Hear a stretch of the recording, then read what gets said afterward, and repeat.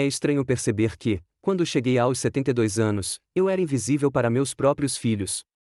Não literalmente invisível, no entanto. Eles conseguem me ver perfeitamente quando vêm prestar suas homenagens uma vez por mês, mas há muito tempo deixei de ser uma pessoa para eles. Agora, sou apenas uma tarefa irritante, uma linha na lista de tarefas entre consultas ao dentista e contas de serviços públicos. Meu nome é Ezra Nighingale, viúvo, aposentado, ex-engenheiro civil e uma decepção para meus descendentes.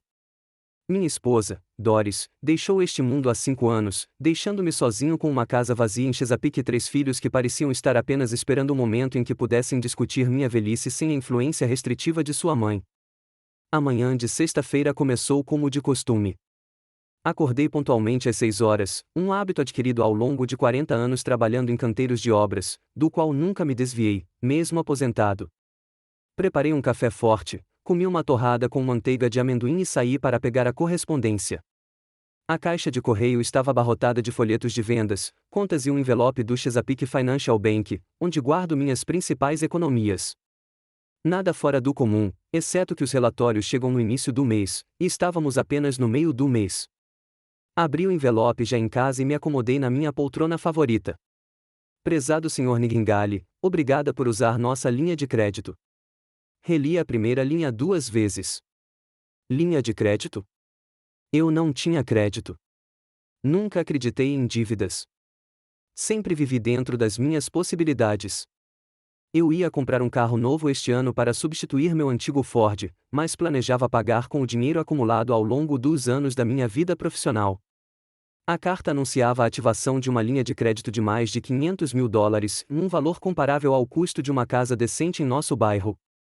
Minhas mãos tremiam, não de velhice, mas de raiva e medo. Alguém havia cometido um erro terrível, ou pior, alguém havia usado meu nome.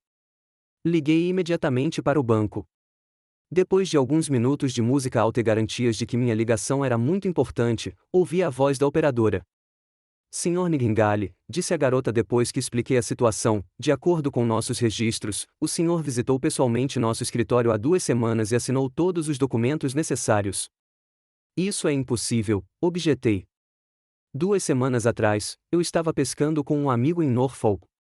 Tenho testemunhas. Senhor, temos sua assinatura e uma cópia do seu documento de identidade. Alguém os falsificou. Minha voz tremeu de indignação.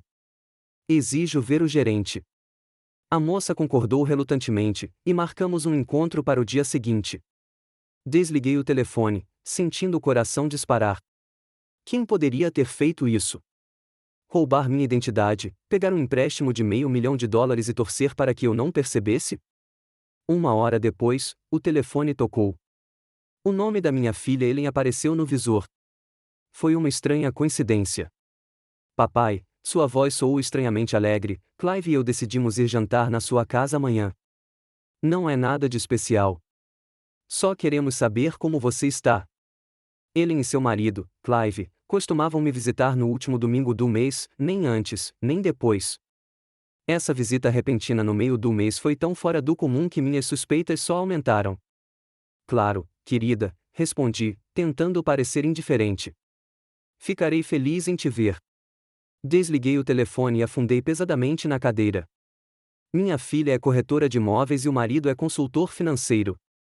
Eles sempre viveram em uma vida luxuosa, sempre reclamando de não ter dinheiro suficiente para comprar a casa dos sonhos. E agora alguém fez um empréstimo em meu nome, e Ellen decidiu, de repente, fazer uma visita não programada. Coincidência? Acho que não. Ellen sempre foi uma criança difícil.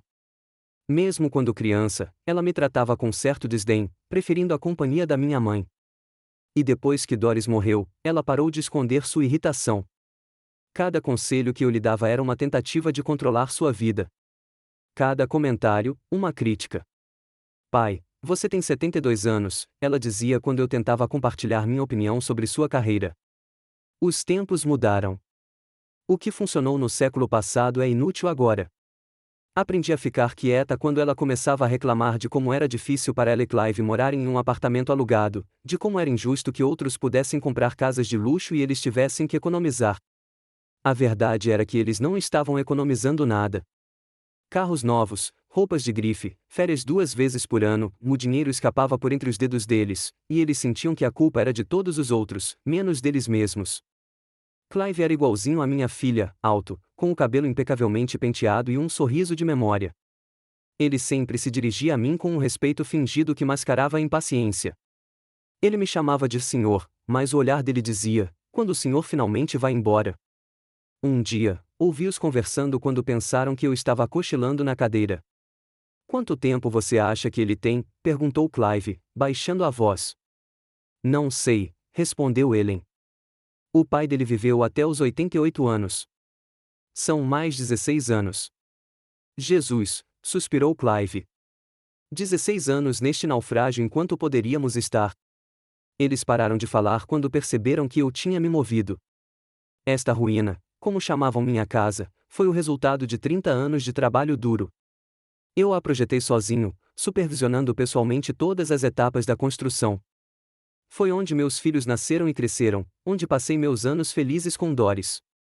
Claro, não estava à altura dos padrões modernos de luxo, mas era robusta, espaçosa e cheia de memórias. Meus outros filhos, Reed e Perry, não estavam em melhor situação. Moravam em outras cidades e ligavam uma vez por mês, riscando claramente essa tarefa da lista de afazeres.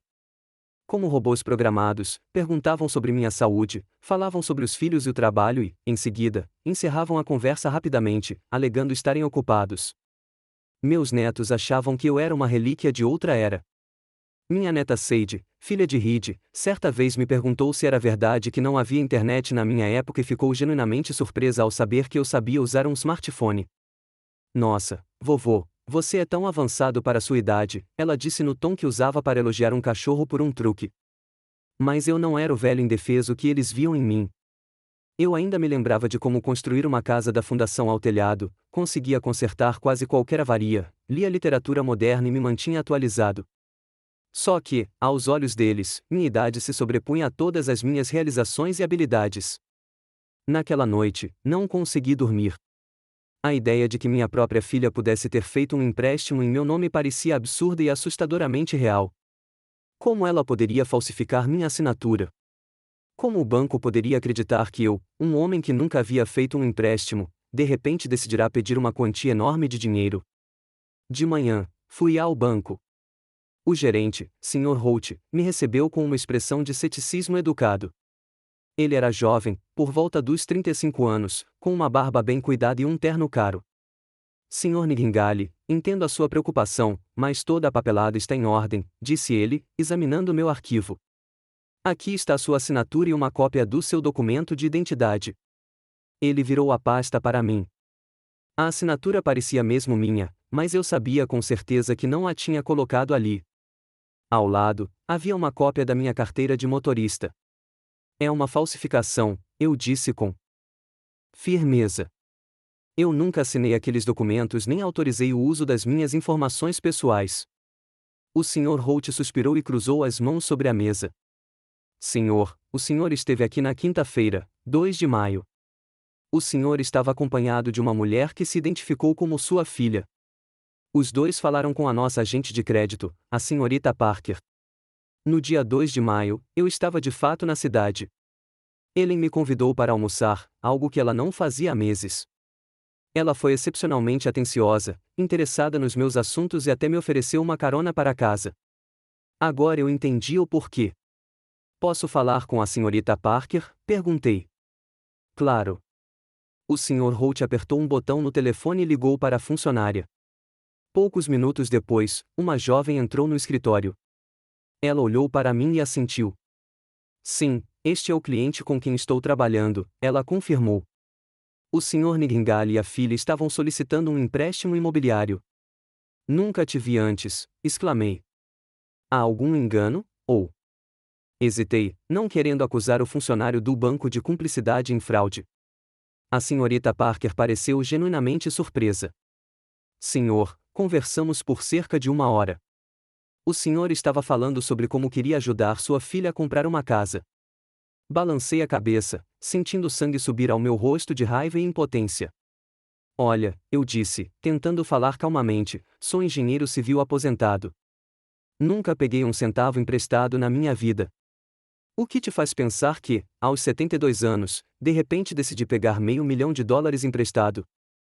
O Sr. Holt e a Srta. Parker trocaram olhares. Você disse que queria ajudar sua filha a comprar uma casa, repetiu a Srta. Parker. Considerando seu histórico de crédito e patrimônio, o banco aprovou o pedido. Alguém estava se passando por mim, insisti. Minha filha provavelmente encontrou alguém parecido comigo. Ou. Parei, percebendo o quanto aquilo parecia loucura. Sr. Nightingale, disse o Sr. Holt no tom que usava para acalmar clientes irritados, talvez o senhor simplesmente tenha se esquecido desta visita na sua idade. Na minha idade, ainda sei distinguir a verdade da mentira, meu jovem, interrompi-o, vou registrar um boletim de ocorrência por fraude e roubo de identidade. O Sr. Holt se endireitou. É seu direito, senhor, mas devo avisá-lo que, se a investigação mostrar que o senhor assinou aqueles documentos e agora está tentando renegá-los, as consequências podem ser graves. Levantei-me, apoiando-me na bengala que começara a usar depois de uma pequena queda no inverno passado. Estou preparada para quaisquer consequências porque sei a verdade. Agora, se me dão licença, preciso me preparar para a visita da minha filha.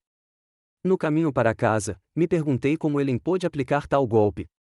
Ela deve ter encontrado alguém para se passar por mim. Mas como ela conseguiu uma cópia dos meus documentos? E para onde foi o dinheiro? Naquela noite, quando o Audi preto brilhante do Clive apareceu na garagem, eu já sabia o que ia fazer. Não faria cena. Não demonstraria que sabia de alguma coisa. A verdade toda tinha que vir à tona primeiro. Ele entrou primeiro, segurando uma caixa de bolo da padaria local. Ela parecia tensa, apesar do sorriso largo.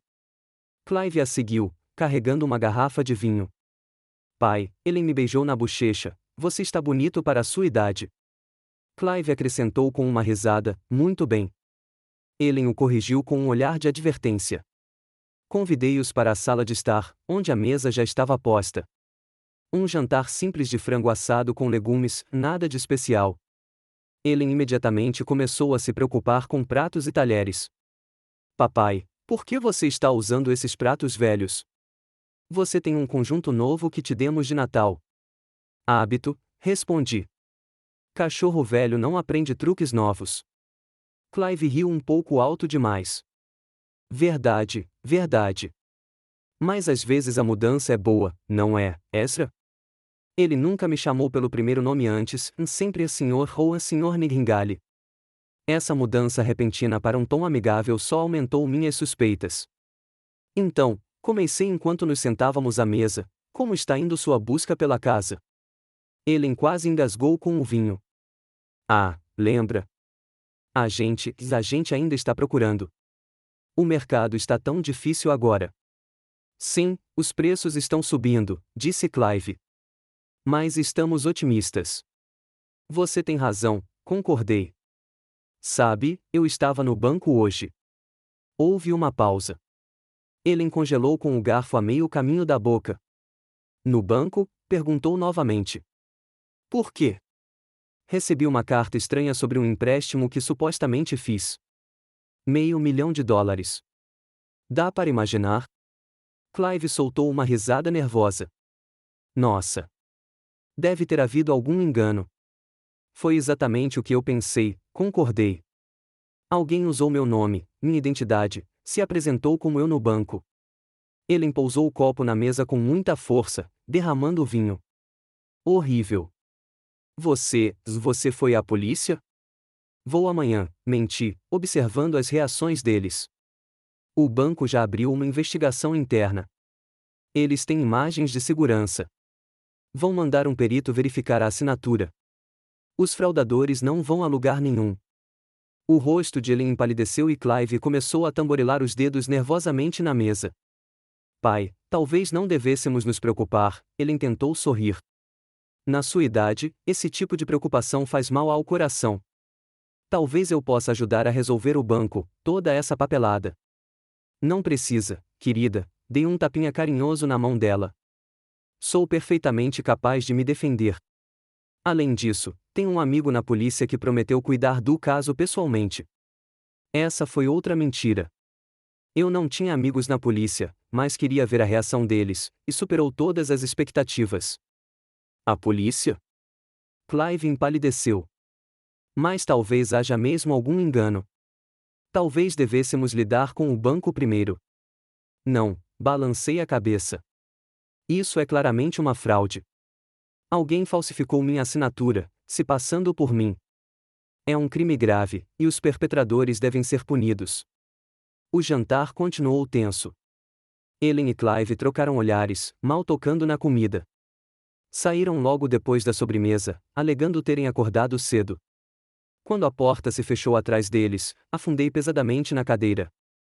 Não havia dúvida. Minha filha havia roubado minha identidade, feito um empréstimo enorme em meu nome. Só restava uma pergunta: o que ela tinha feito com o dinheiro?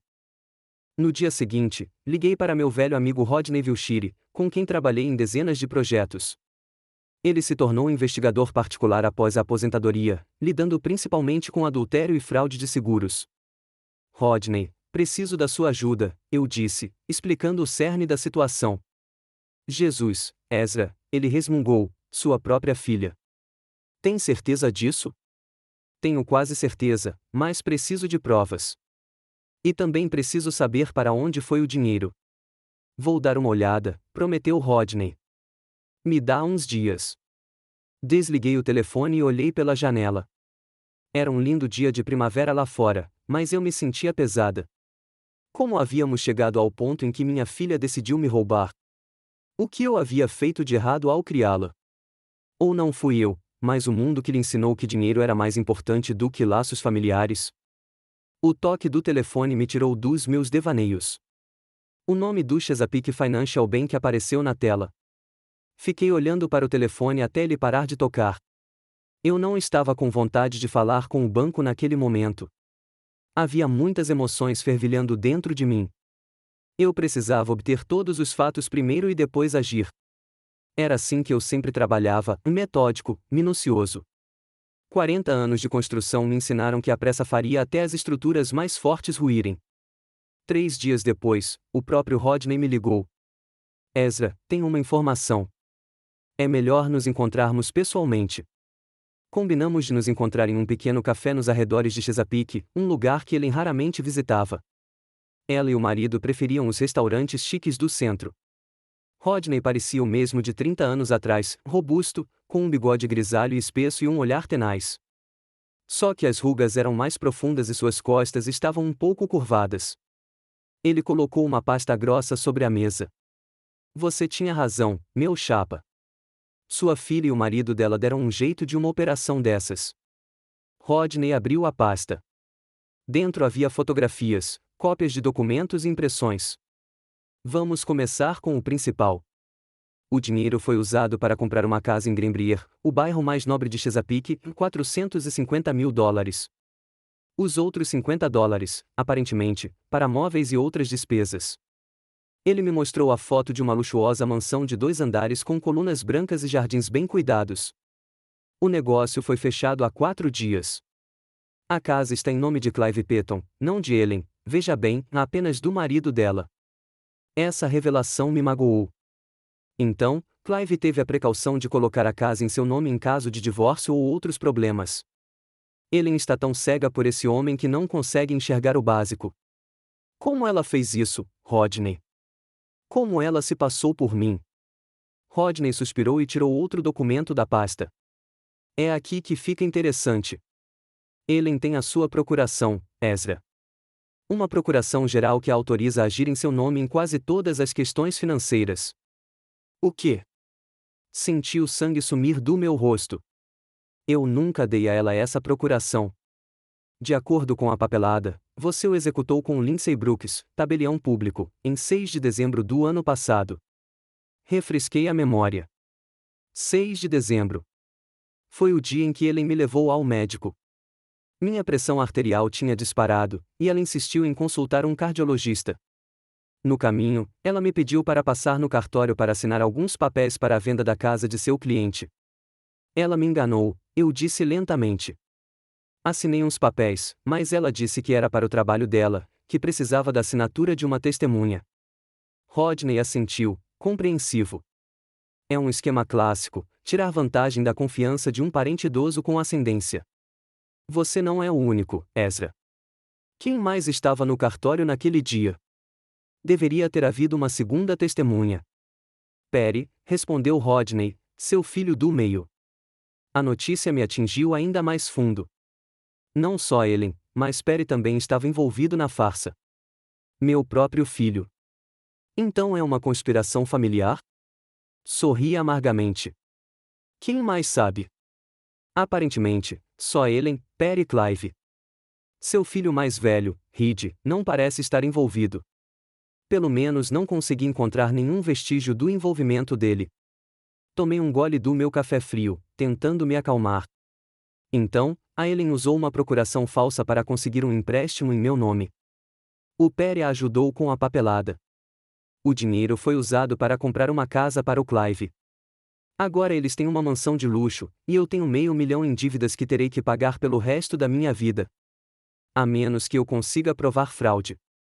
O que a tabeliã disse? Você falou com ela? Eu tentei. Rodney balançou a cabeça.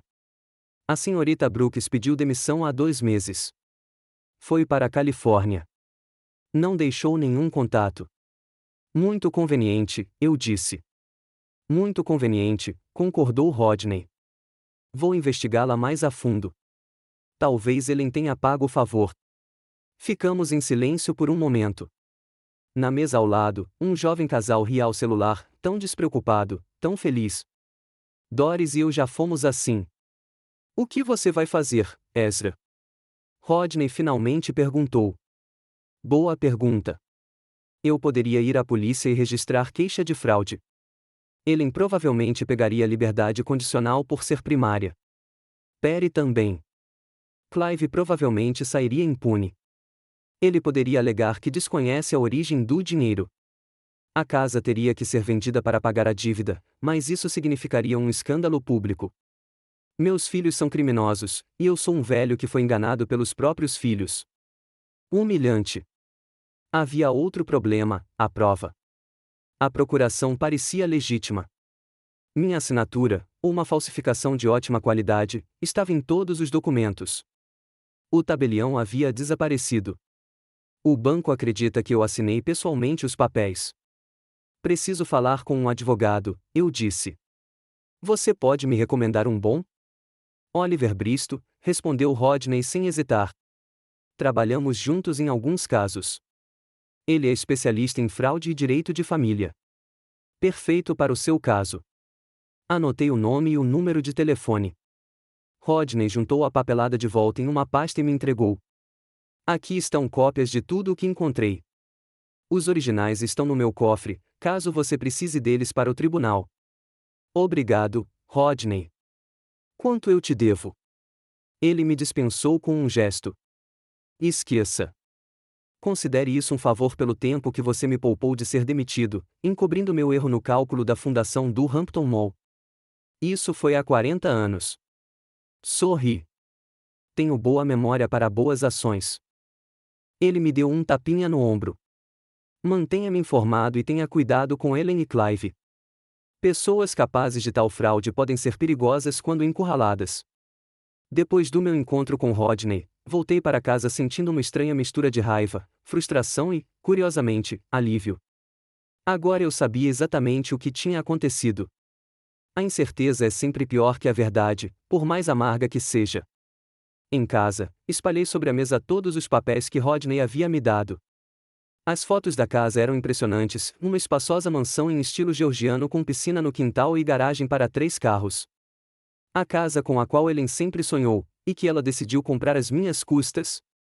Uma cópia do contrato de venda mostrou que o negócio havia de fato sido fechado alguns dias antes.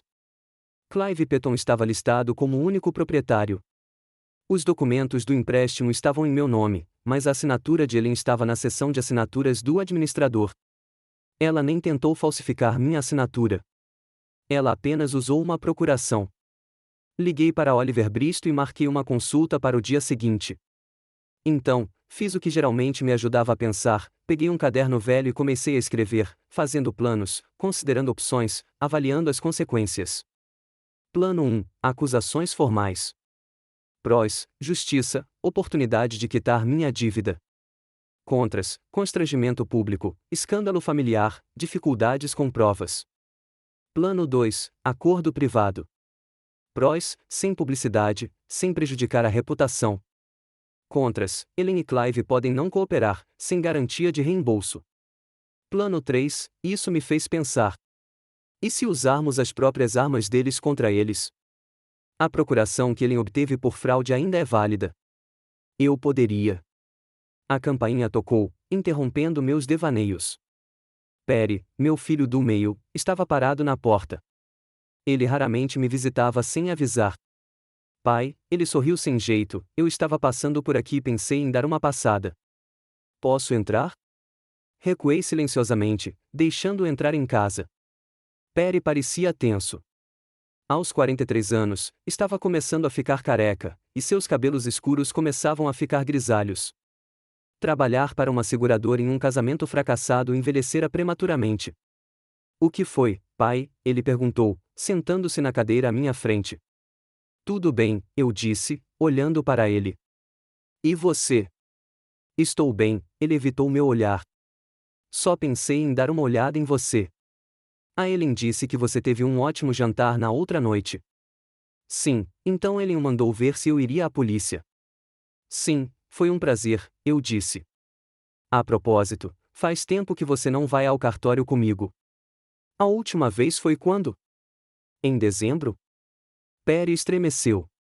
Ele sempre foi um péssimo mentiroso. Não me lembro exatamente. Talvez. 6 de dezembro, provoquei. Você e Ellen me levaram ao tabelião Lindsay Brooks. Você se lembra do que eu assinei lá? Perry empalideceu. Alguns papéis para Ellen, para o cliente dela. Era uma procuração, Perry. Uma procuração geral autorizando Ellen a cuidar das minhas finanças. A procuração que ela usou para fazer um empréstimo de $500.000 em meu nome. Ele me encarou boquiaberto. Ou ele realmente não sabia sobre o empréstimo, ou era um ator melhor do que eu pensava. Pai, eu não sabia do empréstimo. Juro. A Ellen disse que você precisava assinar uma procuração caso algo acontecesse com você, para que ela pudesse te ajudar com seus negócios. E você acreditou nisso? Sim. Por que não? Ela é sua filha. Balancei a cabeça. E você é meu filho, e você a ajudou a me enganar. Perry se levantou de um pulo. Não, eu não sabia o que ela estava planejando. Achei que era para o seu próprio bem. Para o meu bem, repeti lentamente. $500.000 em dívidas aos 72 anos é para o meu bem. Dívida? Ele pareceu genuinamente surpreso. Que dívida? Ellen fez um empréstimo em meu nome. Um empréstimo que terei que pagar pelo resto da minha vida, e então o fardo provavelmente será passado para vocês, meus filhos. A menos, é claro, que renunciem à sua herança. Perry desabou na cadeira. Meu Deus, eu não sabia. Juro, pai, eu não sabia. Talvez ele estivesse falando a verdade. Perry sempre foi o mais fraco dos meus filhos, facilmente influenciável, especialmente por Ellen, que conseguia manipular o irmão desde pequenos.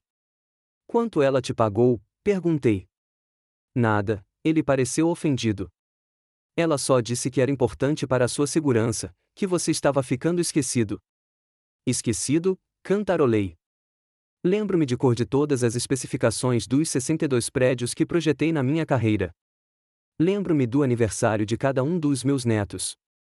Lembro-me até do número do seu armário da escola na 8ª série, 217. Perry abaixou a cabeça. Desculpe, pai. Eu deveria ter verificado.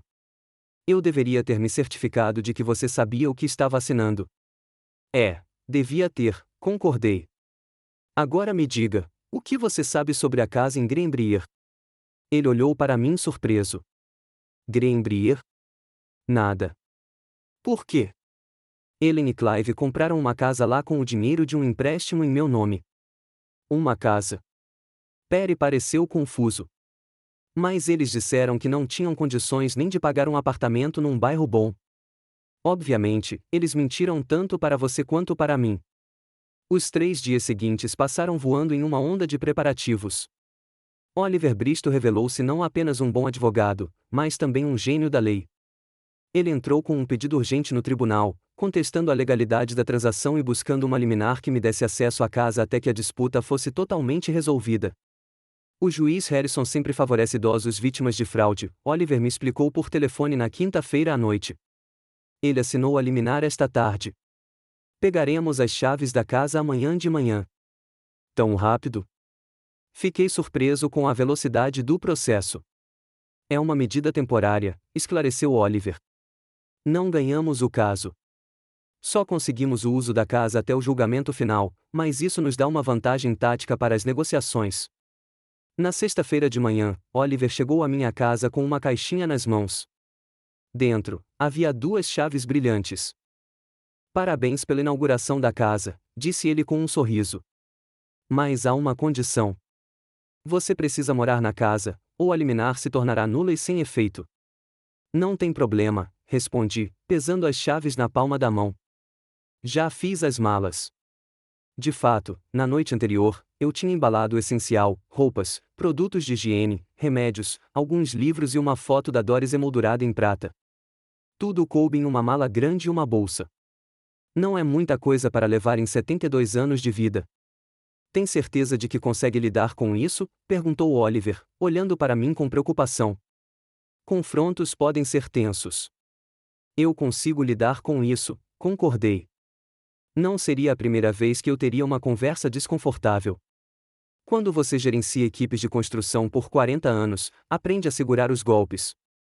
Oliver me ajudou a colocar minhas coisas no carro dele e seguimos para Greenbrier. No caminho, ele explicou os detalhes legais da situação.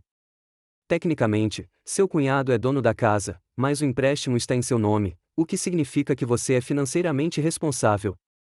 Estamos contestando a legitimidade do empréstimo alegando que sua assinatura na procuração foi obtida de forma fraudulenta.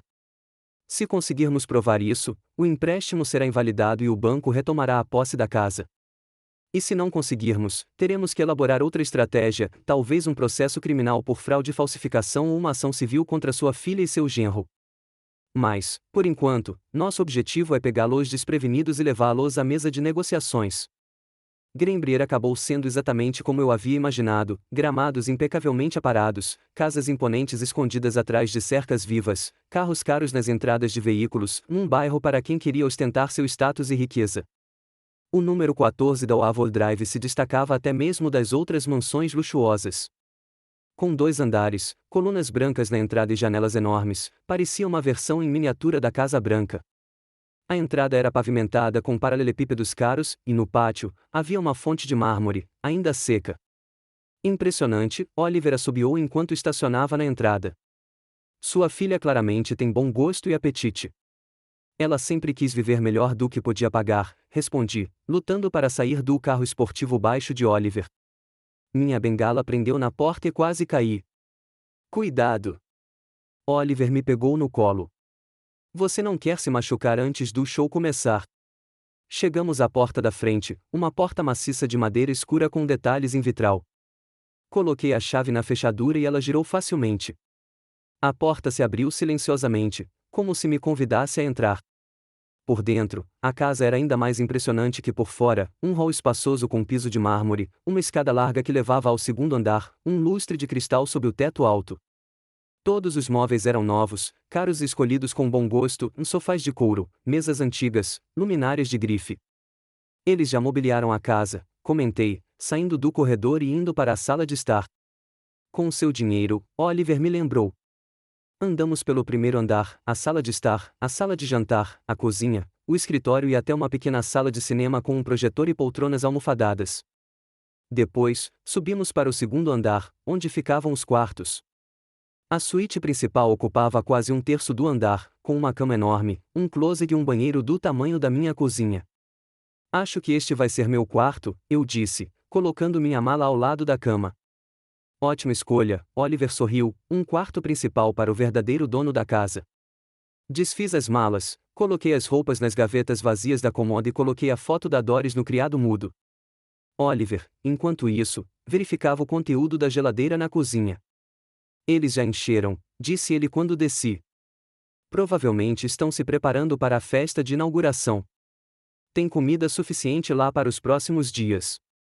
Que bom, concordei. Eu não precisaria ir às compras. Oliver olhou para o relógio. Preciso ir. Tenho uma reunião no escritório em 1 hora. Tem certeza de que consegue lidar com isso aqui sozinho? Claro, assegurei-lhe. Vou esperar os convidados. Afinal, esta é a minha casa, não é? Oliver sorriu e apertou minha mão. Tecnicamente, sim, pelo menos até o tribunal decidir. Me ligue se tiver algum problema e tente não agravar a situação. Nosso objetivo é a negociação, não a guerra. Depois que Oliver foi embora, eu estava sozinho em uma casa enorme. Era uma sensação estranha estar em um lugar tão luxuoso, sabendo que tinha sido comprado com dinheiro roubado. Andei pelos cômodos, observando detalhes que não havia notado na minha primeira inspeção. Fotos de Ellen e Clive nas paredes, em férias em países exóticos, em algumas recepções, em restaurantes caros. Nenhuma única foto minha ou de Doris. Nenhuma única lembrança da família que os criou. No escritório, encontrei um cofre embutido na parede atrás de uma pintura, uma solução típica e, portanto, previsível. Claro, estava trancado, mas me perguntei o que eles consideravam valioso o suficiente para esconder. Escrituras da casa, joias, dinheiro? Na escrivaninha, encontrei uma pasta com a escritura da casa. Olhando-a, convenci-me de que Rodney estava certo. A casa estava registrada apenas em nome de Clive. Ellen nem sequer constava como coproprietária. Uma escolha interessante para um casal. Ou talvez não tão estranha para um homem que planejava saídas alternativas. O tempo passou lentamente. Acomodei-me na sala com um livro que havia pegado da estante, um thriller chique, claramente não lido, comprado pela aparência. O sol se movia gradualmente pelo céu, projetando longas sombras através das grandes janelas. Às 4 da tarde, ouvi o barulho de um carro parando. Olhando pela janela, vi o Audi preto do Clive parando na entrada da garagem. O show estava começando. Ajustei a gravata, hoje, me vesti com muito cuidado, com meu melhor terno, aquele que só usava em casamentos e funerais. Alisei meus cabelos grisalhos e fiquei parada na porta, apoiada na bengala, mais por efeito do que por necessidade. As chaves tilintaram, a porta se abriu e Ellen e Clive apareceram na soleira, carregados de sacolas de comida e bebida. Eles não me notaram imediatamente, ocupados conversando. Acho que já chega de champanhe, disse Ellen. Perry prometeu trazer gelo e... Ela parou no meio da conversa quando finalmente me viu. Seu rosto congelou em uma expressão de choque absoluto, a bolsa escorregando de suas mãos e caindo no chão. A garrafa de champanhe se espatifou, o líquido se espalhando pelo piso de mármore. Papai, sua voz era quase inaudível. Olá, Ellen, sorri. Olá, Clive. Bem-vindo à minha nova casa, ou talvez à sua. Para ser sincera, estou ficando confusa. Clive foi o primeiro a reagir, com o rosto contorcido de raiva. Que diabos? Como você entrou aqui? Com uma chave, é claro. Mostrei a ele o chaveiro que ainda segurava. Uma fechadura muito conveniente, aliás. Boa escolha. Onde você conseguiu as chaves? Ellen finalmente conseguiu falar. Pai, o que está acontecendo? Ah, acho que você sabe exatamente o que está acontecendo. Dei um passo à frente, pisando em uma poça de champanhe. Sabe, recebi uma carta muito interessante do banco outro dia. Algo sobre um empréstimo de $500.000 que eu supostamente peguei. Engraçado, não é? Principalmente porque eu nunca peguei um empréstimo na vida. Ellen ficou ainda mais pálida, se é que isso era possível. Pai, eu posso explicar. Tenho certeza que sim, concordei. Você sempre teve ótimas explicações. Lembra quando você me explicou por que pegou meu cartão de crédito aos 16 anos sem pedir? Ou aos 22, quando vendeu as joias da minha mãe enquanto estávamos de férias? Isso é diferente, objetou Ellen. Íamos explicar tudo. Só esperando o momento certo. Sério? Arqueei uma sobrancelha. E quando seria esse momento oportuno? Daqui a 1 ano. Daqui a 5 anos. Depois que eu morresse? Clive deu um passo à frente, tentando parecer ameaçador. Olha, Ezra, você não tem o direito de estar aqui. Esta casa me pertence, e eu posso chamar a polícia. Ligue para eles, dei de ombros. Terei o prazer de explicar aos policiais como meus queridos filhos falsificaram uma procuração para fazer um empréstimo de $500.000 em meu nome. Tenho certeza de que eles acharão a história fascinante. Os convidados começaram a chegar um por um. Observei Ellen e Clive tentando manter uma aparência de controle sobre a situação. Eles sorriram, cumprimentaram amigos e familiares, mostraram a casa, mas eu podia ver a tensão em seus olhos e a rigidez em seus movimentos. Toda vez que alguém perguntava sobre minha presença, ele repetia uma mentira preparada: eu tinha vindo ajudar na inauguração da casa, dar conselhos sobre como organizar a casa. Não neguei, mas também não confirmei, deixando-a pairar no ar como uma espada de Damocles sobre as cabeças dos meus filhos ingratos. Perry evitou me olhar nos olhos. Manteve-se reservado, bebendo nervosamente uísque em um copo de cristal. Sua esposa, Samantha, que não estava a par dos detalhes da situação, lançou-me olhares perplexos. Aparentemente, minha aparição repentina na casa, sobre a qual seu marido nada dissera, lhe pareceu estranha. Logo, meu filho mais velho, Reed, chegou com a esposa, Prudence, e seus 2 filhos adolescentes. Reed foi o único dos meus filhos que pareceu genuinamente feliz em me ver. Ele me deu um abraço apertado, algo que não fazia há anos.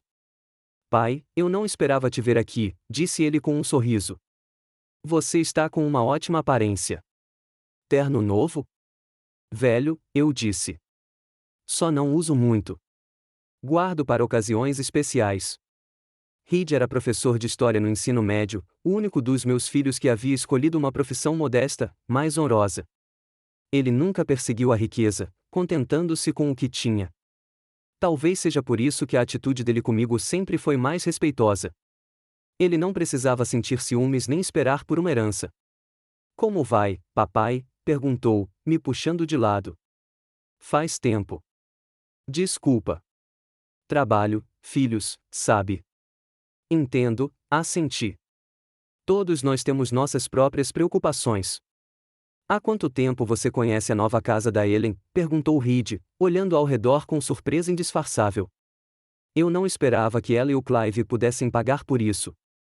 Eu podia ouvir a genuína perplexidade em sua voz. Então, Reed realmente não sabia do golpe da Ellen. Isso me tranquilizou um pouco. Pelo menos nem todos os meus filhos estavam dispostos a enganar o pai. Terei a oportunidade de lhe contar mais sobre esta casa, respondi evasivamente. Um pouco mais tarde, quando todos estiverem reunidos.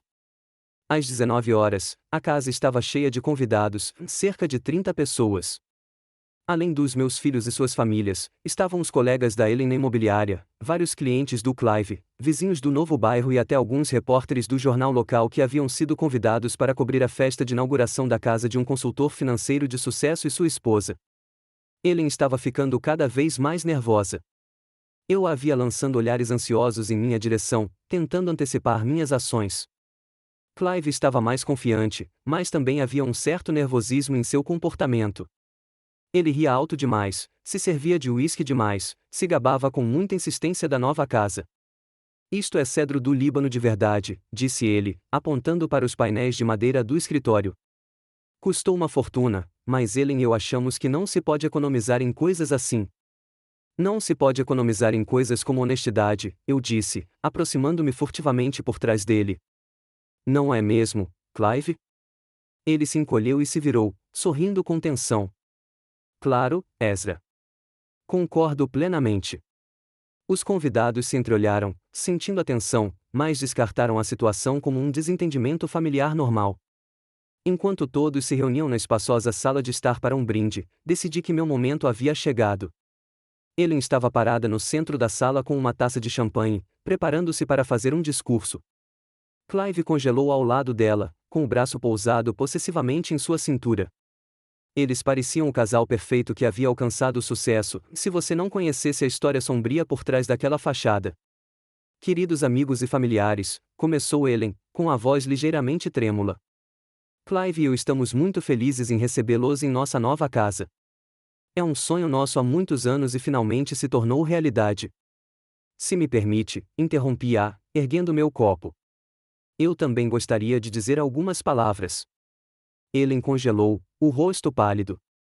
Clive agarrou sua cintura com mais força, como se estivesse tentando impedi-la de cair. Claro, papai, ela forçou um sorriso. Por favor. Caminhei até o centro da sala, apoiando-me na bengala.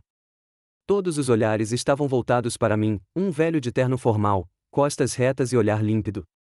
Para quem não me conhece, comecei, olhando ao redor da sala, sou Ezra Nightingale, pai de Ellen, e tenho muito a contar sobre esta casa maravilhosa.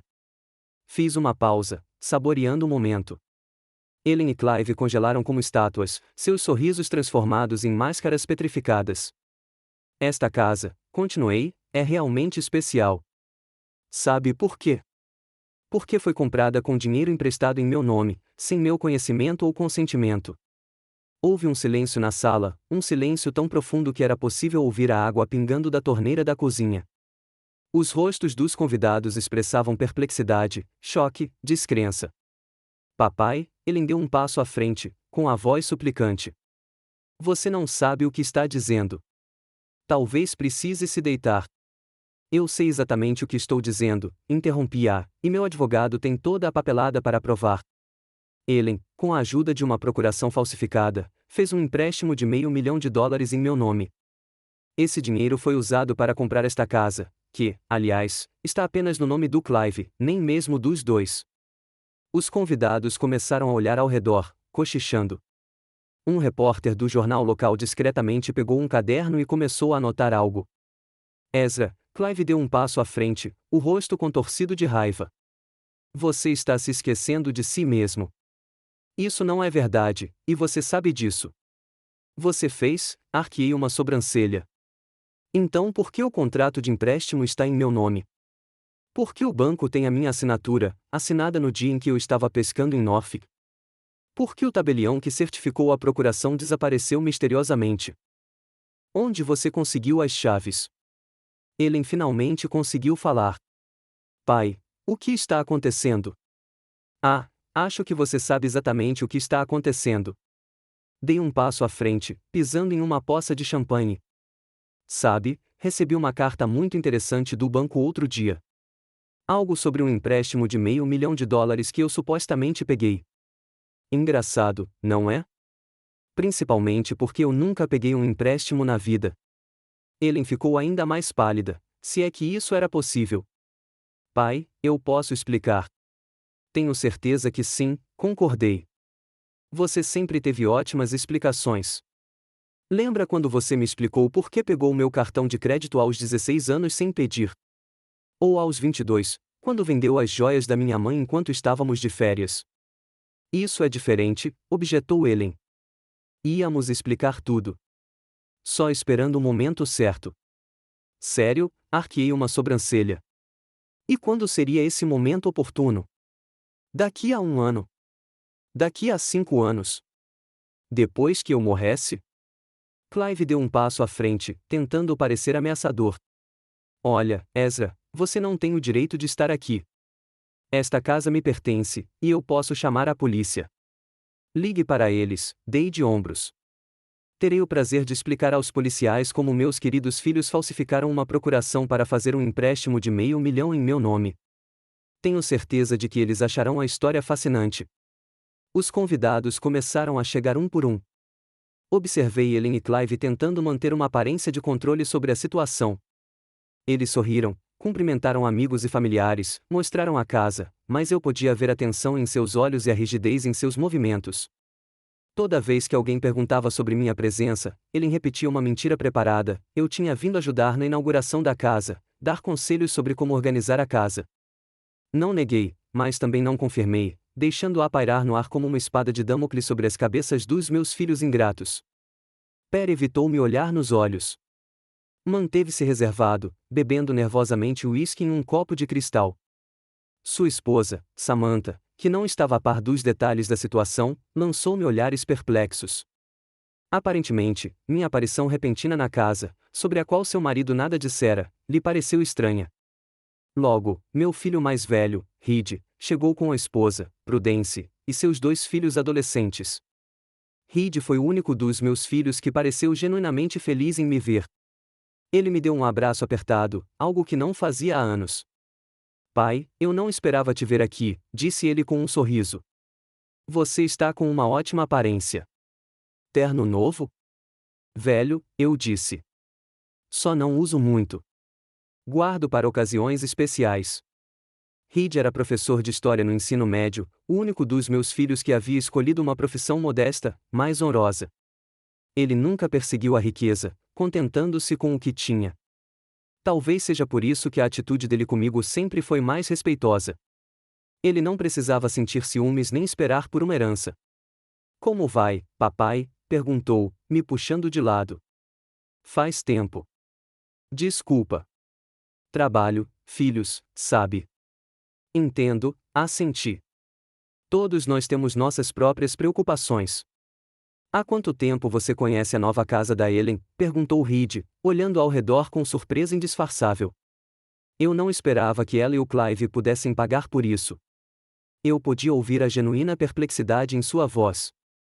Então, Reed realmente não sabia do golpe da Ellen. Isso me tranquilizou um pouco. Pelo menos nem todos os meus filhos estavam dispostos a enganar o pai. Terei a oportunidade de lhe contar mais sobre esta casa, respondi evasivamente. Um pouco mais tarde, quando todos estiverem reunidos. Às 19 horas, a casa estava cheia de convidados, cerca de 30 pessoas. Além dos meus filhos e suas famílias, estavam os colegas da Ellen na imobiliária, vários clientes do Clive, vizinhos do novo bairro e até alguns repórteres do jornal local que haviam sido convidados para cobrir a festa de inauguração da casa de um consultor financeiro de sucesso e sua esposa. Ellen estava ficando cada vez mais nervosa. Eu a via lançando olhares ansiosos em minha direção, tentando antecipar minhas ações. Clive estava mais confiante, mas também havia um certo nervosismo em seu comportamento. Ele ria alto demais, se servia de uísque demais, se gabava com muita insistência da nova casa. Isto é cedro do Líbano de verdade, disse ele, apontando para os painéis de madeira do escritório. Custou uma fortuna, mas Ellen e eu achamos que não se pode economizar em coisas assim. Não se pode economizar em coisas como honestidade, eu disse, aproximando-me furtivamente por trás dele. Não é mesmo, Clive? Ele se encolheu e se virou, sorrindo com tensão. Claro, Ezra. Concordo plenamente. Os convidados se entreolharam, sentindo a tensão, mas descartaram a situação como um desentendimento familiar normal. Enquanto todos se reuniam na espaçosa sala de estar para um brinde, decidi que meu momento havia chegado. Ellen estava parada no centro da sala com uma taça de champanhe, preparando-se para fazer um discurso. Clive congelou ao lado dela, com o braço pousado possessivamente em sua cintura. Eles pareciam o casal perfeito que havia alcançado o sucesso, se você não conhecesse a história sombria por trás daquela fachada. Queridos amigos e familiares, começou Ellen, com a voz ligeiramente trêmula. Clive e eu estamos muito felizes em recebê-los em nossa nova casa. É um sonho nosso há muitos anos e finalmente se tornou realidade. Se me permite, interrompi-a, erguendo meu copo. Eu também gostaria de dizer algumas palavras. Ellen congelou, o rosto pálido. Clive agarrou sua cintura com mais força, como se estivesse tentando impedi-la de cair. Claro, papai, ela forçou um sorriso. Por favor. Caminhei até o centro da sala, apoiando-me na bengala. Todos os olhares estavam voltados para mim, um velho de terno formal, costas retas e olhar límpido. Para quem não me conhece, comecei, olhando ao redor da sala, sou Ezra Nightingale, pai de Ellen, e tenho muito a contar sobre esta casa maravilhosa. Fiz uma pausa, saboreando o momento. Ellen e Clive congelaram como estátuas, seus sorrisos transformados em máscaras petrificadas. Esta casa, continuei, é realmente especial. Sabe por quê? Porque foi comprada com dinheiro emprestado em meu nome, sem meu conhecimento ou consentimento. Houve um silêncio na sala, um silêncio tão profundo que era possível ouvir a água pingando da torneira da cozinha. Os rostos dos convidados expressavam perplexidade, choque, descrença. Papai, ele deu um passo à frente, com a voz suplicante. Você não sabe o que está dizendo. Talvez precise se deitar. Eu sei exatamente o que estou dizendo, interrompi-a, e meu advogado tem toda a papelada para provar. Ellen, com a ajuda de uma procuração falsificada, fez um empréstimo de $500 mil em meu nome. Esse dinheiro foi usado para comprar esta casa, que, aliás, está apenas no nome do Clive, nem mesmo dos dois. Os convidados começaram a olhar ao redor, cochichando. Um repórter do jornal local discretamente pegou um caderno e começou a anotar algo. Ezra, Clive deu um passo à frente, o rosto contorcido de raiva. Você está se esquecendo de si mesmo. Isso não é verdade, e você sabe disso. Você fez, arqueei uma sobrancelha. Então por que o contrato de empréstimo está em meu nome? Por que o banco tem a minha assinatura, assinada no dia em que eu estava pescando em Norfolk? Por que o tabelião que certificou a procuração desapareceu misteriosamente? Minha casa, corrigi. Uma casa comprada com dinheiro emprestado em meu nome. Papai, Irene, neta de Reed, que até então estivera em silêncio, interveio de repente. Posso ir te visitar às vezes? É tão lindo aqui. Todos se viraram para a adolescente que me olhava com interesse genuíno. Não havia julgamento ou medo em seus olhos, apenas curiosidade e talvez um pouco de admiração. Claro, querida, sorri. Você é sempre bem-vinda em minha casa. Legal, Irene sorriu de volta. Você vai ter a casa mais legal que qualquer avô que eu conheço. Aquele simples comentário, dito sem pensar duas vezes, quebrou a tensão. Algumas pessoas até sorriram fracamente. Acho que a gente devia ir, disse Reed, passando o braço pelos ombros da filha. Papai, você está bem? Precisa de alguma coisa? Estou bem, assegurei-lhe. Tenho tudo o que preciso. Te ligo amanhã, prometeu Reed. Nós conversamos sobre isso. Lentamente, todos começaram a se dispersar. Perry e Samantha foram os primeiros a sair sem dizer uma palavra. Reed e sua família ficaram um pouco mais, prometendo apoio e ajuda. Ellen e Clive foram os últimos a sair. Onde estão as nossas coisas? Perguntou Clive, com a voz cansada. Seus pertences pessoais você pode levar, respondi. Todo o resto fica aqui. Eles subiram as escadas e voltaram meia hora depois com 2 malas. Ellen parecia arrasada, com os olhos vermelhos de lágrimas. Papai, disse ela, parando na porta, eu não queria que as coisas tivessem acontecido assim. Nem eu, respondi honestamente. Mas você fez sua escolha, Ellen. Agora viva com as consequências. Eles partiram, e eu fiquei sozinha na casa enorme e luxuosa, ecoando pelos cômodos vazios. Era uma sensação estranha, uma vitória que não trazia alegria, apenas a amarga satisfação da justiça restaurada. A manhã seguinte trouxe surpresas inesperadas. A primeira foi uma ligação de Reed. Pai, você viu o jornal de hoje? Perguntou ele sem rodeios. Não, respondi. O que tem nele? O artigo sobre a festa de inauguração da casa de ontem à noite. Primeira página. Manchete: escândalo da família Grembrier, filha enganada para fazer um empréstimo em nome do pai. Suspirei. Os repórteres não perderam tempo. Quão ruim está? Bastante detalhado, admitiu Reed. Ellen e Clive não estão na melhor das hipóteses. Você, por outro lado, é descrito como um pai nobre enganado pelos próprios filhos. 1 hora depois daquele telefonema, Perry apareceu na porta. Parecia que tinha passado a noite acordado. Pai, disse ele, arrastando os pés nervosamente, vim me desculpar. Um pedido de desculpas de verdade. O que fizemos, o que eu ajudei a fazer, é imperdoável. Fiquei olhando para ele em silêncio, esperando que ele continuasse. Conversei com um advogado, continuou Perry. Ele disse que estou sujeito à acusação de cúmplice em fraude, liberdade condicional, multa e talvez até uma curta pena de prisão. E eu, estou disposto a aceitar a punição. Mas primeiro, queria me desculpar com você. Fiquei surpresa. Perry sempre foi o mais fraco dos meus filhos, facilmente influenciável pelos outros. Não esperava que ele fosse tão direto e tão disposto a assumir responsabilidades. Agradeço sua honestidade, Perry, eu disse finalmente. É um bom primeiro passo. Testemunharei contra Ellen e Clive se for preciso, acrescentou. Vou contar a história como ela é. Eu percebia que ele era movido tanto pelo remorso quanto pelo medo das consequências, da prisão, de perder o emprego e a reputação. Mas não era isso que eu queria? Que meus filhos finalmente percebessem que suas ações têm consequências. Irene, a neta de Reed, chegou para o almoço. Uma garota de 16 anos com cabelos coloridos, tingidos de roxo, e muitas pulseiras nos pulsos. Oi, vovô, disse ela, entrando em casa com a mochila nas costas. Pensei em vir te visitar. Posso? Claro, fiquei feliz em vê-la. Irene sempre foi minha favorita, inteligente, independente, com opinião própria sobre tudo. Esta casa é ótima, disse ela, olhando ao redor. É uma pena que Ellen seja tão, e hesitou por uma palavra. Tipo Ellen, sugeri. Irene riu. É verdade. Ela sempre foi assim. Lembra quando, no meu aniversário de 12 anos, ela me deu uma boneca? Uma boneca? Quando eu tinha 12 anos e depois disse à minha mãe que eu era mal educada porque não pulava de alegria. Sorri ao me lembrar do episódio. Ellen sempre teve certeza de que sabia melhor do que ninguém o que os outros precisavam. Você vai ficar para o almoço? Perguntei.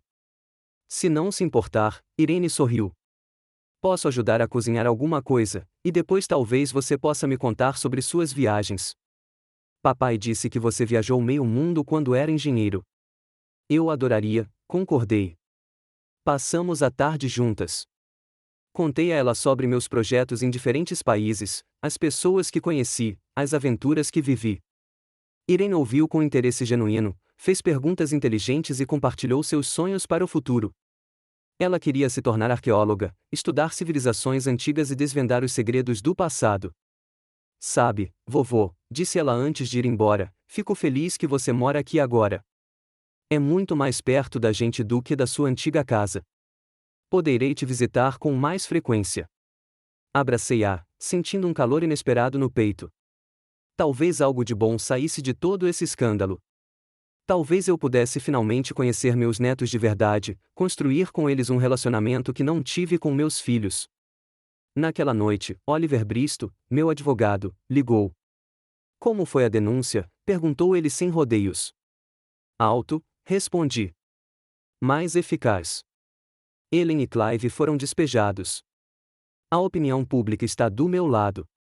Até Perry está disposto a testemunhar contra a irmã. Ótimo, Oliver parecia satisfeito. Isso fortalece nossa posição de barganha. Ellen já entrou em contato comigo. Ela quer me encontrar na segunda-feira para discutir os termos do acordo. Ela concorda com meus termos? Em princípio, sim. Mas há algumas coisas que ela gostaria de esclarecer, como o que acontece com a casa depois que você vai embora. Bem, depois que você se for, eu ri. Mesmo agora, Ellen estava pensando na herança. Diga a ela que pretendo viver pelo menos mais 20 anos e que meus planos para minha herança são problema meu. Eu ficaria feliz em contar a ela, disse Oliver, com um sorriso na voz. Te vejo na segunda, Ezra. Já haviam se passado 2 meses desde aquela noite memorável em que abri a porta para meus infelizes filhos. A vida havia mudado drasticamente para mim e para eles. Na segunda-feira, como planejado, houve uma reunião com Ellen, Clive e nossos advogados. Eles aceitaram todos os meus termos sem muita objeção. A casa foi transferida para o meu nome. As parcelas do empréstimo caíram sobre eles, e uma declaração pública de que eu havia comprado a casa e que eles apenas ajudaram com os trâmites legais foi publicada no mesmo jornal que noticiou o escândalo. Clive permaneceu impassível durante a reunião, evitando me olhar nos olhos. Ele tentou fingir contrição, mas eu percebi a raiva latente em seu olhar. Assinaram todos os papéis e foram embora sem uma palavra de despedida. Não os vi nem ouvi falar deles desde então, exceto pelos avisos mensais do banco sobre os pagamentos do empréstimo. No entanto, ouvi falar deles por Reed, que, ao contrário de Ellen, continuou a manter contato comigo. Segundo ele, Clive havia perdido vários clientes importantes após o escândalo. Sua reputação nos círculos financeiros foi prejudicada. Quem confiaria seu dinheiro a um homem que havia enganado o próprio sogro? Ellen teve que mudar de imobiliária. Seus colegas começaram a evitá-la e os clientes se recusaram a trabalhar com ela. Eles venderam o carro caro e se mudaram para um apartamento mais modesto para arcar com os pagamentos do empréstimo. Não me regozijei ao saber das dificuldades deles, mas também não senti pena. Eles tinham feito uma escolha e agora estavam vivendo com as consequências. Perry, meu filho do meio, escapou de uma punição severa graças a uma confissão limpa em cooperação com as autoridades. Ele conseguiu liberdade condicional e uma multa, mas manteve o emprego na seguradora. Começamos a nos comunicar com mais frequência. Ele ligava toda semana, às vezes passando para jantar com a esposa. Havia algo novo em sua atitude em relação a mim, um respeito que não existia antes. Mas a mudança mais surpreendente ocorreu na minha própria vida.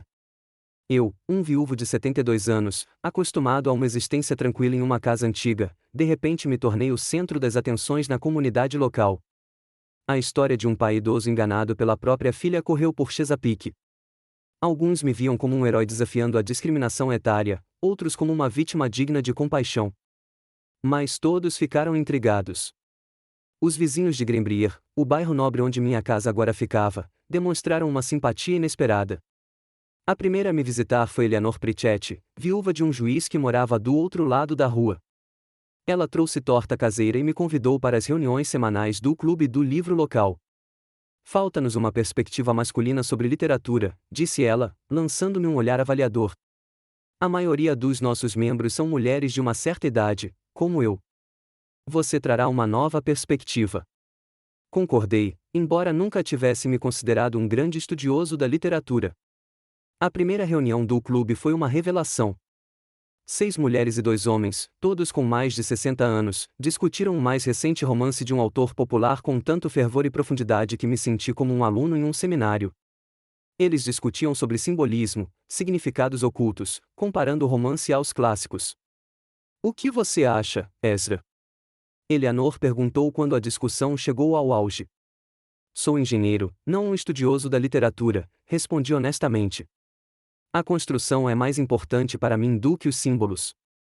E, nesse sentido, o livro é bem construído, lógico, consistente, com a distribuição correta de tensão, como uma boa ponte. Houve uma pausa, e então todos riram, não de brincadeira, mas de prazer, como se eu tivesse dito algo inesperadamente apropriado. Olhos novos, Eleanor assentiu. Exatamente o que precisávamos. Depois disso, tornei-me membro regular do clube.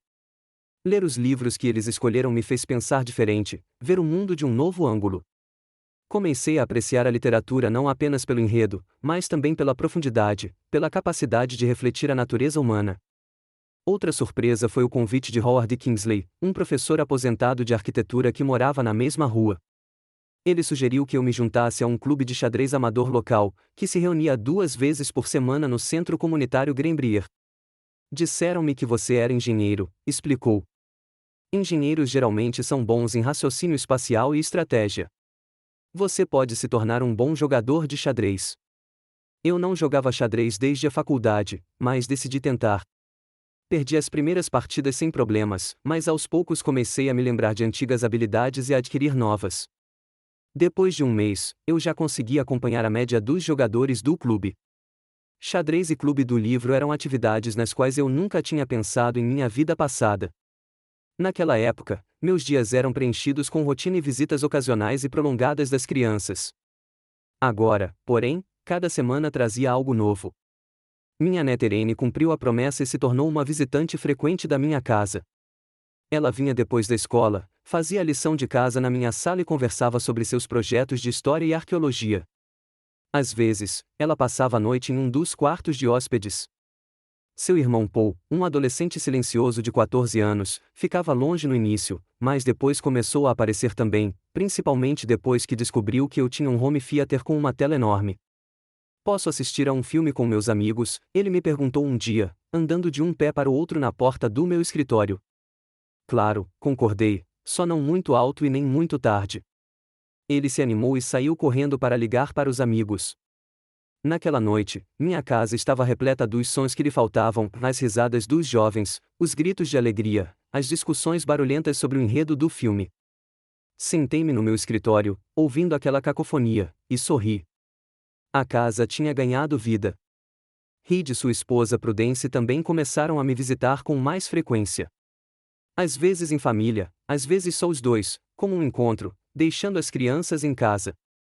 Sabe, pai, Reed me disse durante uma dessas visitas, nunca te vi tão feliz, nem quando a mamãe era viva. Refleti sobre suas palavras. Eu era feliz com Doris? Sim, com certeza.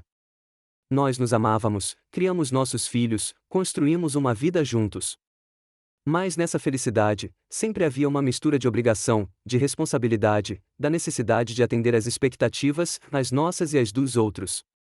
Agora, aos 72 anos, eu me sentia verdadeiramente livre pela primeira vez. Livre de ter que corresponder às expectativas de outra pessoa. Livre da culpa de não poder dar aos meus filhos tudo o que eles queriam. Livre do medo de ser um fardo. Talvez você tenha razão, eu disse ao meu filho. Talvez eu tenha precisado passar por tudo isso para perceber o que era a verdadeira liberdade. Eu ainda não tinha notícias de Ellen, mas um dia recebi uma carta estranha sem remetente. Dentro havia apenas um cartão postal com vista para o mar e um bilhete curto: desculpe, não pela casa, mas pelo que há entre nós.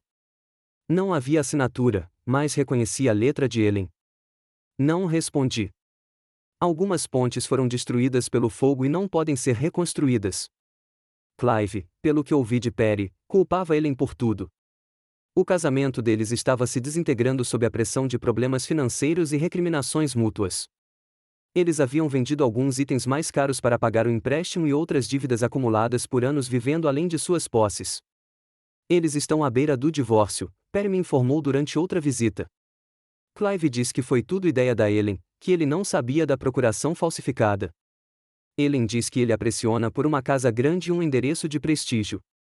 O que você acha? Perguntei. Perry deu de ombros. Acho que os dois são culpados, e ambos receberam o que mereciam. Eu não podia discordar dessa avaliação.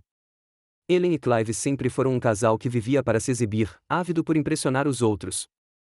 O casamento deles se sustentava pela ambição compartilhada e pelo desejo de se elevar acima de seu status a qualquer custo.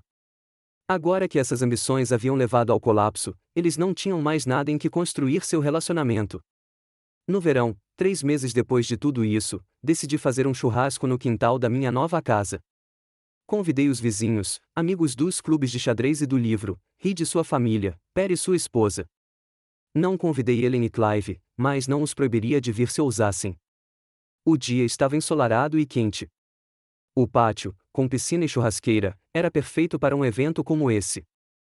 Irene me ajudou com os preparativos, arrumando mesas e cadeiras, decorando o espaço com guirlandas e flores. Vovô, essa vai ser a melhor festa de todas, declarou ela enquanto prendia a última guirlanda. Pena que a vovó não pode ver. Sorri, imaginando o que Doris diria se me visse naquela casa linda, cercada pelos meus novos amigos. Ela ficaria surpresa, eu disse. Mas acho que ela gostaria. Os convidados começaram a chegar depois das 4. Eleanor Pritchett trouxe sua famosa torta de maçã, Howard Kingsley, uma garrafa de um ótimo whisky escocês. Reed e sua família foram os primeiros a chegar, ajudando nos preparativos finais. Perry e Samantha trouxeram saladas e aperitivos. Para minha surpresa, Rodney Wilshire, meu velho amigo e investigador particular que havia iniciado tudo, estava entre os convidados. Não tinha como não notar, explicou ele, apertando minha mão com firmeza. Queria ver pessoalmente como você estava se adaptando.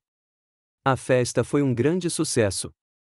Pessoas de todas as idades e origens socializaram, riram e apreciaram a comida e a bebida. Paul e seus amigos brincaram na piscina. Adultos discutiram livros, política e notícias locais. Eu ia de grupo em grupo, sentindo-me dona não só da minha casa, mas também da minha vida. A certa altura, Rodney me puxou de lado.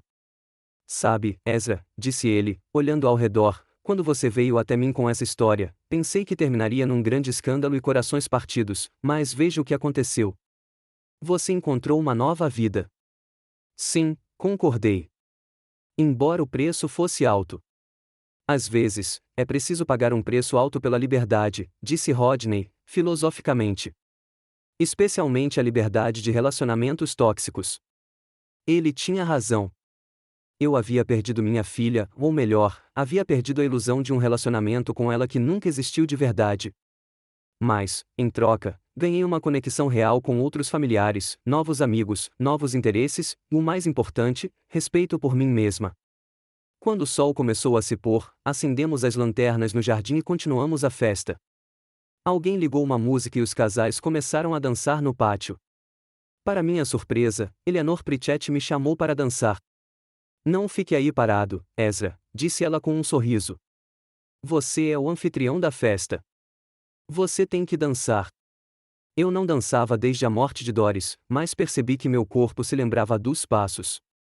Dançamos suavemente ao som de uma melodia lenta, e eu podia sentir os olhares de aprovação dos convidados. Você é cheio de surpresas, Ezra, disse Eleanor quando a dança terminou. Quem imaginaria que um engenheiro tão severo dançaria tão bem? Tive uma boa professora, respondi, pensando em Doris. Minha esposa adorava dançar. Ela era uma mulher de sorte, disse Eleanor, séria. Nem todo mundo tem a sorte de encontrar um parceiro disposto a aprender coisas novas. A festa continuou até altas horas da noite. Quando o último convidado foi embora, fiquei no quintal, sentado numa cadeira, olhando as estrelas.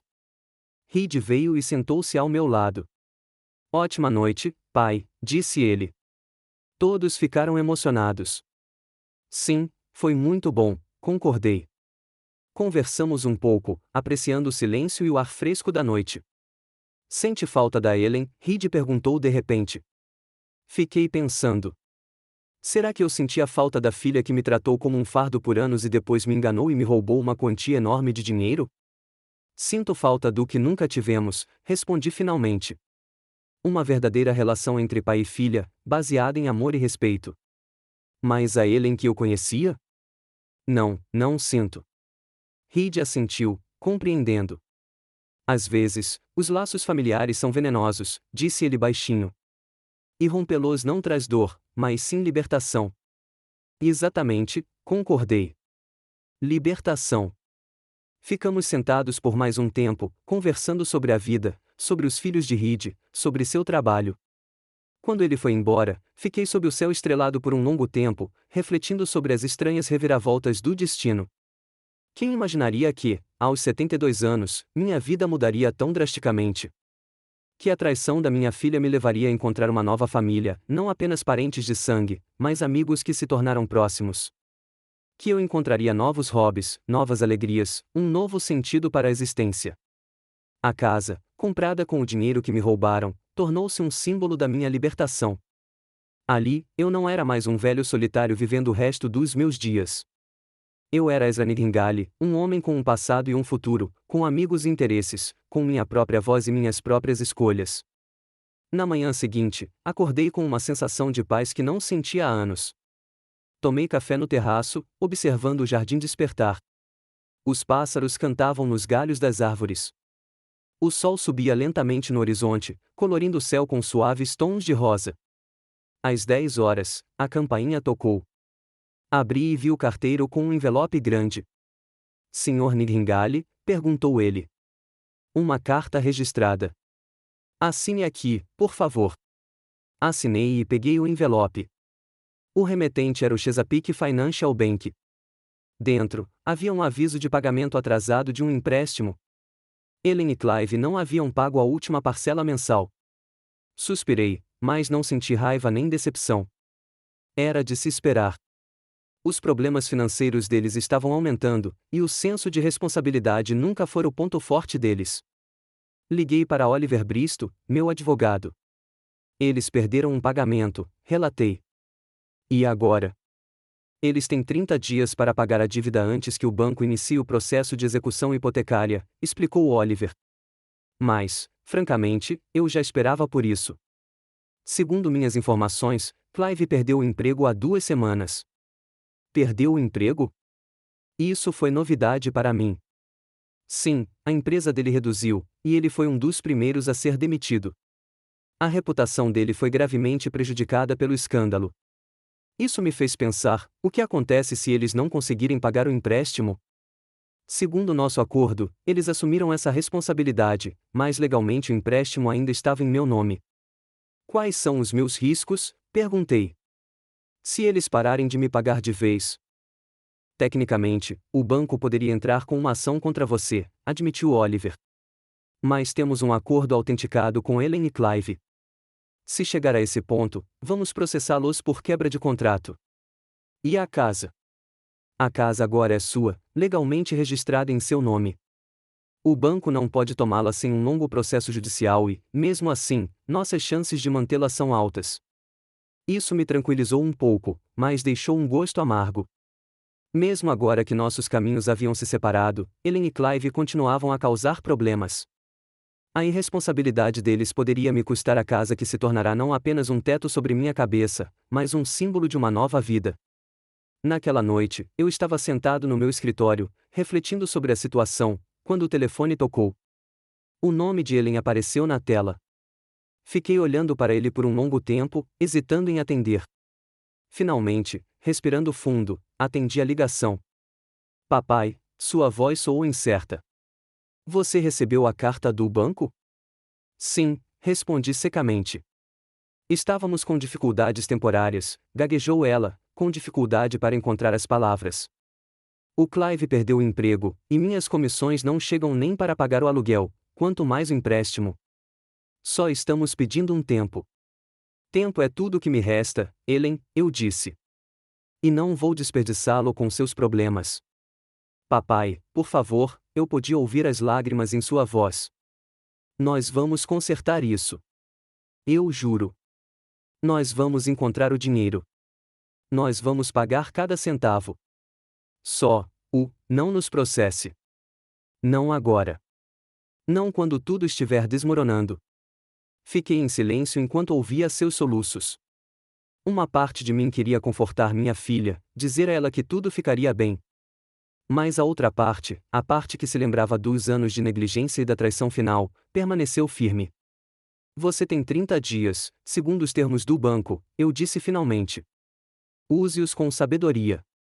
Desliguei sem esperar resposta. Talvez fosse cruel, mas eu não acreditava mais nas promessas de Ellen. Eu estava me protegendo minha casa, minha nova vida. E se isso exigisse ser durona, que assim fosse. No dia seguinte, encontrei-me com Oliver e discutimos opções. Decidimos preparar os documentos do tribunal, mas não os protocolar ainda, dando a Ellen e Clive a chance de resolver a situação. Mas se o pagamento não for recebido em 30 dias, eu disse firmemente, agiremos sem demora. Oliver assentiu, entendendo minha determinação. A vida continuou. Eu ainda frequentava clubes do livro e torneios de xadrez, hospedava meus netos, socializava com novos amigos, mas a sombra de possíveis problemas legais ofuscava essas alegrias. Certa noite, enquanto eu estava sentado no terraço assistindo ao pôr do sol, Eleanor Pritchett se juntou a mim. Ela costumava aparecer para bater um papo, e eu apreciava sua companhia, inteligente, sem sentimentalismos. Você parece preocupado ultimamente, Ezra, disse ela, sentando-se na cadeira à minha frente. Aconteceu alguma coisa? Contei a ela brevemente sobre a situação do empréstimo e a ligação de Ellen. O que você vai fazer? Eleanor perguntou quando terminei. Proteja o que é meu, respondi. Mesmo que isso signifique terminar com a minha filha para sempre. Eleanor assentiu, pensativa. Sabe, Ezra, às vezes a escolha mais difícil é entre a família e o seu próprio bem-estar. A maioria das pessoas escolhe a família, mesmo que isso signifique sofrimento, mas nem sempre é a escolha certa. Você está falando por experiência própria? Perguntei. Sim, ela sorriu tristemente. Meu irmão era alcoólatra. Durante anos, tentei salvá-lo. Dei-lhe dinheiro, paguei o tratamento, suportei seus colapsos. Isso estava arruinando minha vida, meu casamento, minha saúde. Finalmente, fiz uma escolha entre mim e meu marido. Parei de me comunicar com meu irmão, parei de ajudá-lo financeiramente. Ele morreu 2 anos depois, e uma parte de mim ainda se sente culpada. Mas a outra parte sabe que era a única maneira de me manter firme. Eu sabia do que ela estava falando. Às vezes, os laços familiares se tornam correntes que nos puxam para baixo, e a única maneira de sobreviver é rompendo-os. Sua filha fez a escolha dela quando decidiu te enganar, continuou Eleanor. Agora é a sua vez de fazer uma escolha, e ninguém tem o direito de te julgar, seja ela qual for. Ficamos sentados em silêncio, observando os últimos raios de sol tingirem o céu de dourado. Naquele momento, percebi que já havia feito minha escolha. Eu havia escolhido a mim mesma, minha nova vida, minha paz, escolhido a liberdade de um relacionamento tóxico, mesmo que isso significasse perder minha filha. Os laços familiares são valiosos quando se baseiam em amor e respeito. Mas quando se tornam uma ferramenta de manipulação e uma fonte de dor, a separação não traz sofrimento, mas libertação. Eu estava livre, verdadeiramente livre pela primeira vez em anos. E essa liberdade valeu toda a perda e decepção.